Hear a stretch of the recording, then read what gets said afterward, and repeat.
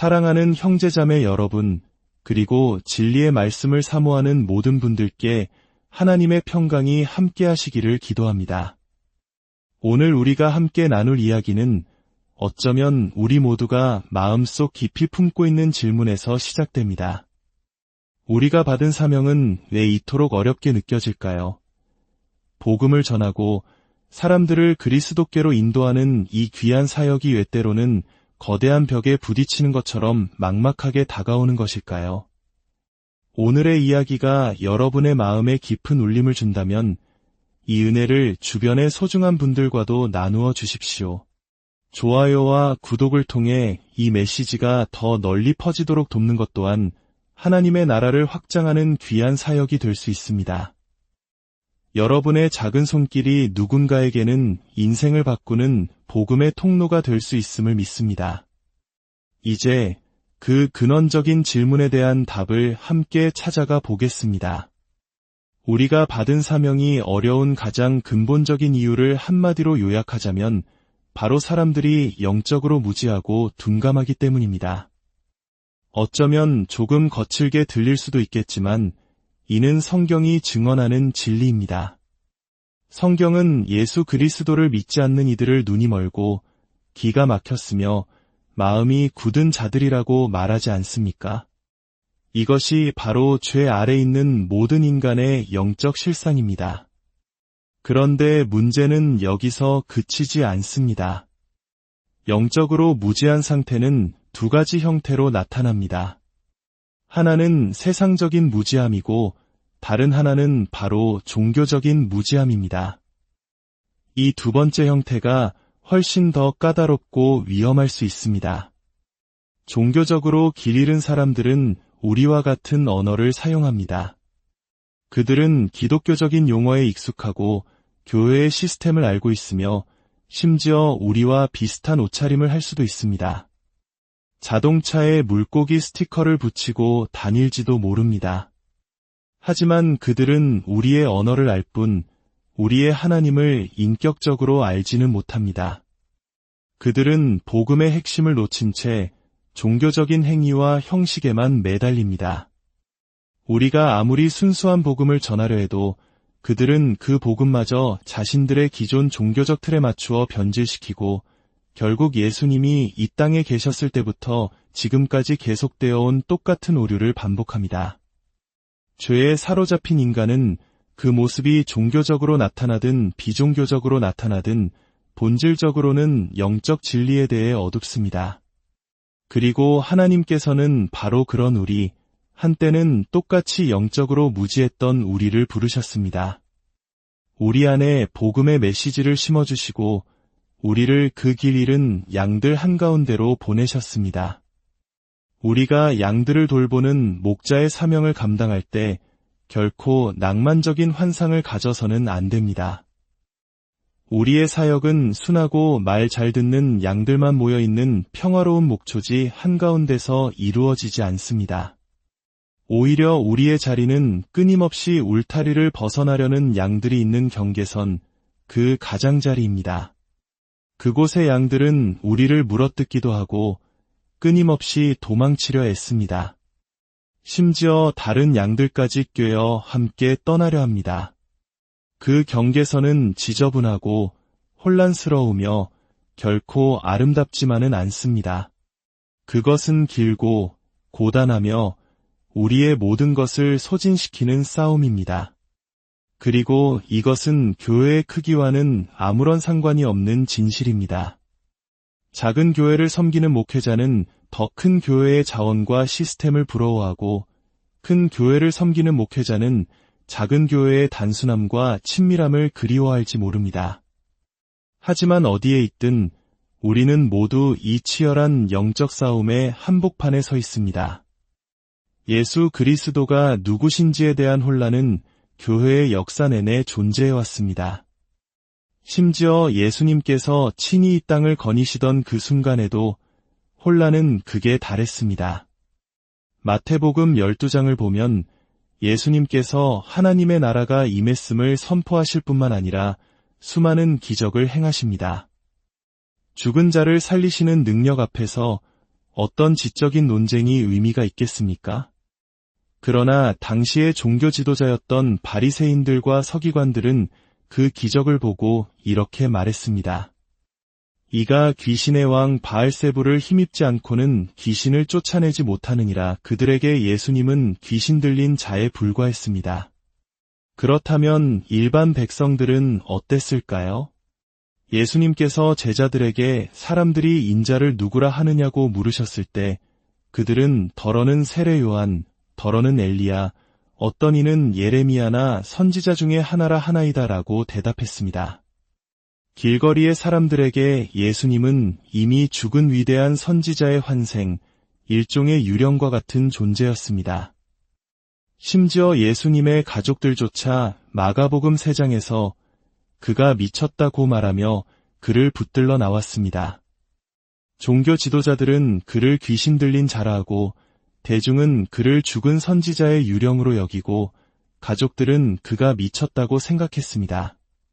그렇다면 밤낮으로 그와 함께했던 제자들은 달랐을까요? 슬프게도 그렇지 않았습니다.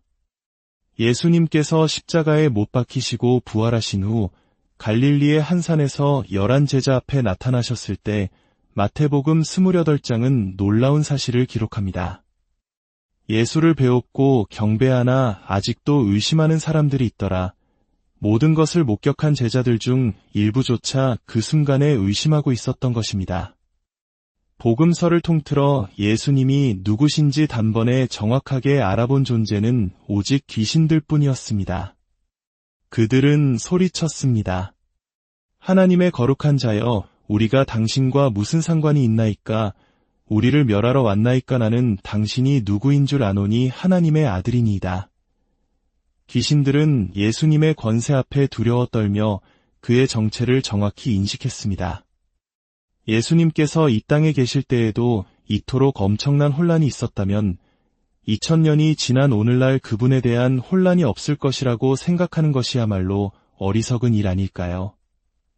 지금 당장 거리로 나가 사람들에게 예수님은 누구신가요? 라고 묻는다면 우리는 온갖 종류의 대답을 듣게 될 것입니다. 어떤 이는 위대한 도덕 교사라고 말할 것이고 어떤 이는 훌륭한 철학자라고 할 것입니다. 제가 사역하는 댈러스 지역은 길모퉁이마다 교회가 있을 정도로 교회가 많습니다. 하지만 교회의 수가 그 지역의 영적 건강을 보장하지는 않습니다. 수많은 교회 건물 속에서 진정한 삶의 변화는 찾아보기 어려운 경우가 많습니다. 많은 사람들이 자신을 크리스천이라고 생각하는 이유는 부모님이 크리스천이었기 때문입니다. 혹은 한국의 많은 이들이 그렇듯 모태신앙이기 때문에 자신을 크리스천이라고 생각하는 경우도 많았습니다. 어릴 적 수련회에서 지옥으로 끌려가는 연극을 보고 두려움에 손을 들었기 때문에 혹은 부모님이 천국 갈래, 지옥 갈래? 라는 단순한 질문에 떠밀려 세례를 받았기 때문에 스스로를 신자라고 여깁니다. 그들은 예수 그리스도의 복음이 무엇인지 전혀 이해하지 못한 채 종교적인 배경과 경험만으로 자신의 구원을 확신하고 있었습니다. 하지만 성경을 주의 깊게 살펴보면 이러한 혼란은 믿지 않는 자들에게만 국한된 것이 아님을 알 수 있습니다. 예수님을 믿고 구원받은 성도들조차도 자신이 믿는 복음이 무엇인지 잊어버리고 다른 길로 빠지기 쉬운 존재들입니다.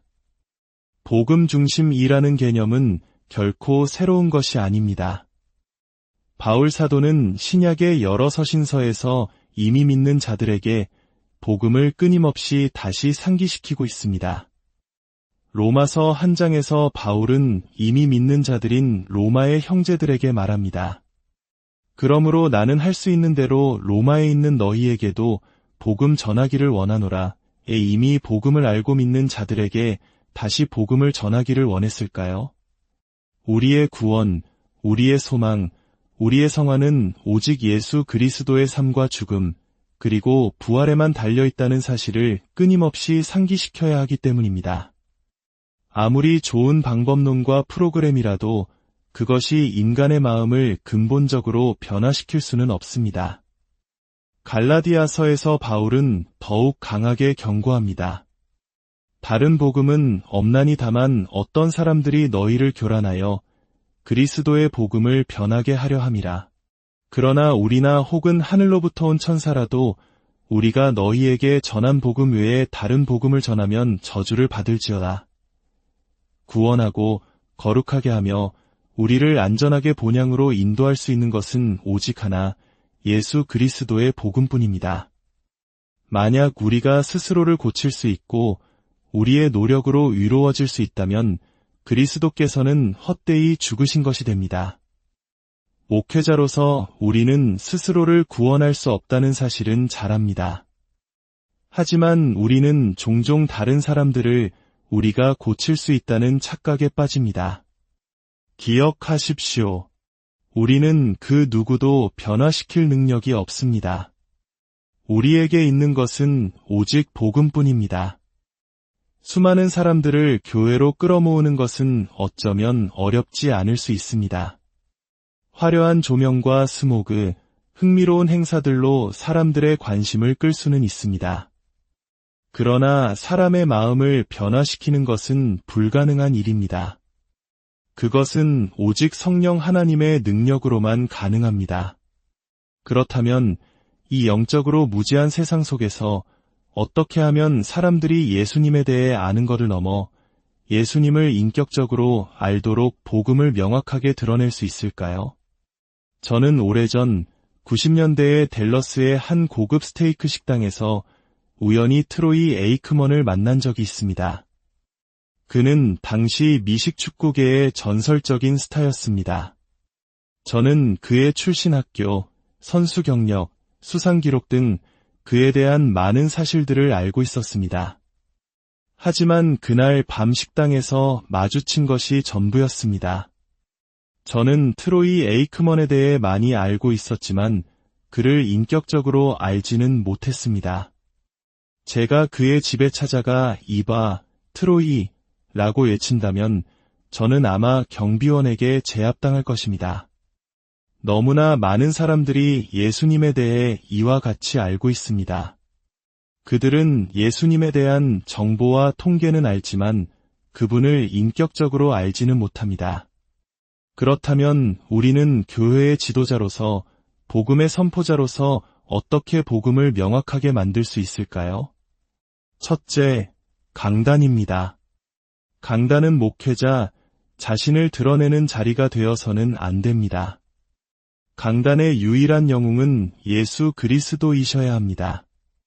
결혼, 자녀, 거룩, 성, 사회정예 등 어떤 주제를 다루든지 모든 길은 예수 그리스도와 그분의 복음으로 이어져야 합니다. 그것이 우리의 유일한 메시지이며 구원을 주시는 하나님의 능력입니다. 둘째, 다음 세대 사역입니다. 강단에서는 복음을 선포하면서 주일학교 아이들에게는 단순한 도덕적 교훈만 가르치고 있지는 않습니까? 세상에 망가진 교육 시스템도 아이들에게 고등수학과 과학을 가르칠 수 있다고 믿으면서 우리는 우리 아이들이 하나님의 위대한 속성들을 감당하지 못할 것이라고 생각합니까?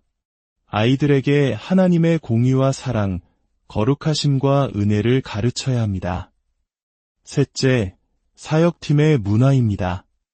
여러분은 함께 일하는 동역자들을 여러분의 목적을 이루기 위한 수단이나 소모품으로 대하고 있습니까?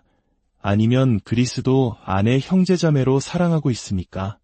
복음을 진정으로 믿는 리더는 자신의 팀을 목양의 대상으로 여기며 그들의 영적 성장에 깊은 관심을 갖습니다.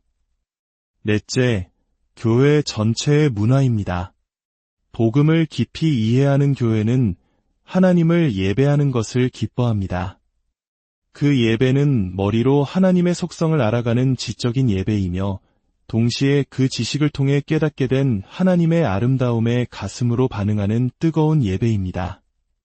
언젠가 우리가 천국에 가면 성경을 해석하고 가르치는 일은 더 이상 필요 없을 것입니다. 우리는 부분적으로 알던 것을 온전히 알게 될 것이기 때문입니다. 그러나 그날에도 영원히 멈추지 않을 것이 있습니다. 바로 우리 하나님을 향한 암에 기초한 뜨겁고 열정적인 예배입니다. 사랑하는 동역자 여러분, 이 사역은 여러분의 인내심을 시험할 것입니다. 여러분이 왜 이 일을 하는지 근본적인 동기를 묻게 될 것입니다. 때로는 여러분이 돌봐야 할 성도들이 여러분을 힘들게 하고 심지어 그들을 좋아하기 어려울 수도 있습니다. 그렇다면 무엇이 우리를 지탱하게 합니까? 무엇이 우리로 하여금 우리 자신처럼 영적으로 무지한 사람들을 사랑하고 섬기게 합니까? 오직 복음뿐입니다. 우리가 우리의 유일한 소망이신 예수 그리스도의 복음을 명확하게 선포하고 그 복음을 살아낼 때 우리의 사역은 의미를 갖게 됩니다. 여러분 스스로가 먼저 복음을 믿고 있는지 깊이 성찰해 보십시오. 그 복음이 여러분의 결혼 생활에서 어떻게 나타나고 있습니까? 배우자에게 무언가를 얻기 위해서가 아니라 그리스도께서 우리를 사랑하신 것처럼 조건 없이 주고 또 주고 있습니까? 하나님께서 우리를 조건 없이 사랑하신다는 사실에는 그토록 감격하면서 왜 배우자에게 그렇게 하라는 말씀 앞에서는 부당함을 느낍니까? 그것이 바로 우리 안에 있는 죄성입니다. 다른 사람을 얼마나 빨리 용서하십니까? 다른 동역자가 칭찬받을 때 진심으로 기뻐해 줄 수 있습니까? 아니면 그를 경쟁자로 여깁니까? 이 모든 것이 복음의 문제입니다. 여러분 자신이 먼저 복음을 굳게 믿지 않는다면 이 길을 끝까지 갈 수 없을 것입니다. 하나님께서는 우리에게 구원의 무거운 짐을 지우지 않으셨습니다. 그분은 단지 우리에게 이 기쁜 소식을 선포하는 특권을 주셨습니다. 마치 아버지가 자녀 직장 방문의 날에 우리를 초대하여 그분의 위대한 일에 참여하게 하신 것과 같습니다.